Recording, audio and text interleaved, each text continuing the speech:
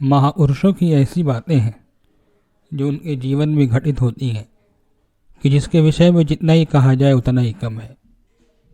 तो ये भी प्रसंग कुछ उसी प्रकार का है। श्री भाई जी के महाप्रयाण के 3 साल बाद की बात है। सन 1974 में श्री राधा अष्टमी महोत्सव उत्साहपूर्वक मनाया गया। अष्टमी तिथि के बाद 6वें दिन षष्ठी का उत्सव रात्रि के समय मनाया गया था। श्री विश्वभानु लली को पालने में झुलाकर रात्रि जागरण का कार्यक्रम हुआ। इस कार्यक्रम में हलवे का प्रसाद बांटा गया और सभी ने प्रसाद पाया, पर एक ऐसे भी थे जिन्होंने उस प्रसाद को मात्र प्रणाम करके उसे सम्मान दिया। वे एक साधक थे, बड़े सिद्ध थे और वहीं रहते थे। वे उनका जीवन बड़ा नियमनिष्ठ था। वे किसी अन्य के हाथ का बना हुआ अन्न पदार्थ स्वीकार नहीं किया करते थे। पूज्य बाबा के निर्देशानुसार वे वाटिका में ही एक कुटिया के भीतर बैठकर श्रीमद् भागवत महापुराण का सदा ऋतु पाठ विश्व कल्याण के लिए किया करते थे। जब से भागवत पाठ का आरंभ किया, उनके जीवन में भक्ति भावना उत्तरोत्तर प्रगाढ़ होती चली आ रही थी। उनका पारिवारिक नाम तो था कुछ और, पर पूज्य बाबा के संपर्क में आने के बाद उनके व्यक्तित्व पर नंद बाबा भाव अधिकाधिक आच्छादित होता चला गया। यही कहना चाहिए कि उनका व्यक्तित्व वात्सल्य भाव का मूर्तिमान स्वरूप बन गया था। श्री राधा अष्टमी पंडाल में षष्ठी उत्सव मना करके तथा हलवा प्रसाद को बांट करके वे फिर दोबारा अपनी कुटिया में गए। कुटिया के बाहर छोटा सा टीन शेड था। उसी टीन शेड में बैठकर वे भगवत स्मरण पूर्वक नाम जप करने लगे। ब्राह्म वेला का समय था। उसी समय उन्होंने देखा कि पूज्य बाबा की कुटिया की ओर से मेरी ओर श्री भाई जी चले आ रहे हैं। ये उनके 3 साल बाद की घटना है। भाई जी के महाप्रयाण के 3 साल बाद की घटना है ये ध्यान रहे। तो वो उनकी कुटिया से मेरे पास चले आ रहे हैं। उनके हाथ में 2 पत्तल है। एक के ऊपर रखी हुई 2 पत्तल, उस पत्तल पर ढेर सारा हलवा है। अपने दोनों हाथों में हलवा भरी पत्तल लेकर भाई जी पास में आए और बोले, बाबा आज आपने पंडाल में षष्ठी पूजन का प्रसाद नहीं लिया, यह लीजिए मैं आपके लिए दिव्य हलवा प्रसाद लाया हूँ। ऐसा कहकर श्री भाई जी ने प्रसाद से भरी पत्तल उनके हाथ में दे दी। प्रसाद देकर श्री भाई जी चले गए और उन्होंने वह हलवा प्रसाद उसी समय पा लिया। प्रसाद पाते ही उनकी स्थिति कुछ से कुछ हो गई। नेत्रों में अनवरत अश्रु प्रवाह बह चला। आनंद हृदय में हिलोरे लेने लगा। उस आनंद के आधिक्य से वे मुखमंडल से बड़ी ही प्रसन्नता उनकी खिली हुई थी। प्रातःकाल उनको प्रणाम करने लोग गए तो उन लोगों के प्रति उनका बड़ा वात्सल्य था। उन्होंने कहा कि यहाँ आओ, आज तो अनोखी बात हो गई। ब्राह्म वेला में श्री भाई जी मेरे पास आए थे। मैं उनके पास जो गई थी वे उनके पास बैठ गई। वे रह रह करके अपने वस्त्र से अपने प्रेमाश्रुओं को पोंछते जा रहे थे और प्रसाद पाने का विवरण बताते जा रहे थे।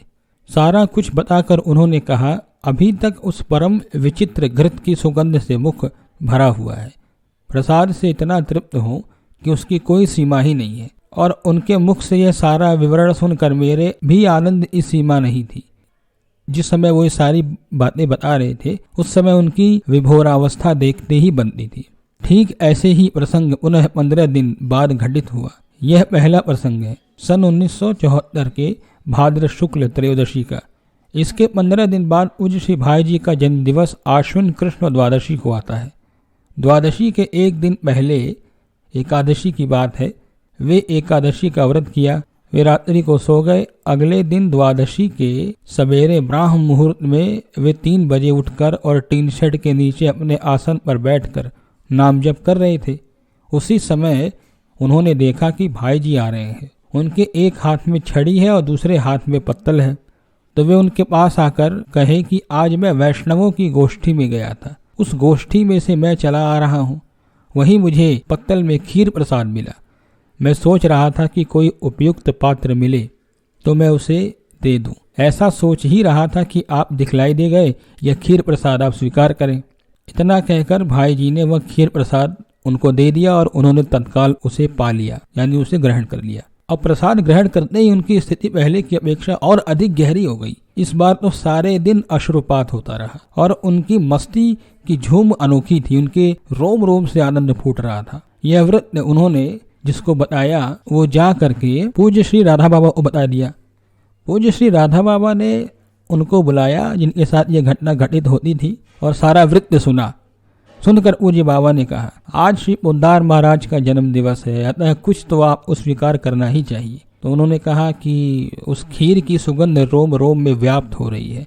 सुबह से लेकर अभी तक डकार पे डकार आ रही है। डकार के साथ आने वाली सुगंध बड़ी अनोखी है। एकदम कंठ तक छका हुआ हूँ। खाने पीने की तनिक भी इच्छा नहीं है। पूज्य बाबा ने कहा, पर आप आज कुछ तो लेना ही चाहेंगे। उन्होंने कहा, जैसी आपकी आज्ञा। उसी समय पूज्य मैया के पास से दाल, चावल, घी, मसाला, शाक आदि ले आई और अंगीठी जलाकर अपने हाथ से खिचड़ी बनाकर श्री ठाकुर जी को भोग लगाया और प्रसादी खिचड़ी श्री बाबा की आज्ञा का निर्वाह करते हुए अपने लिए नाम मात्र को रखी, शेष सारी भक्तों में वितरित कर दी। वितरण करते समय वे उदारता, मधुरता, वत्सलता पूर्ण की जो छवि थी उनकी, वह अभी तक याद रहती है। ये उन साधक महोदय की बात। उन साधक महोदय का नाम हम लोग नहीं दे सकते हैं, कई कारण है।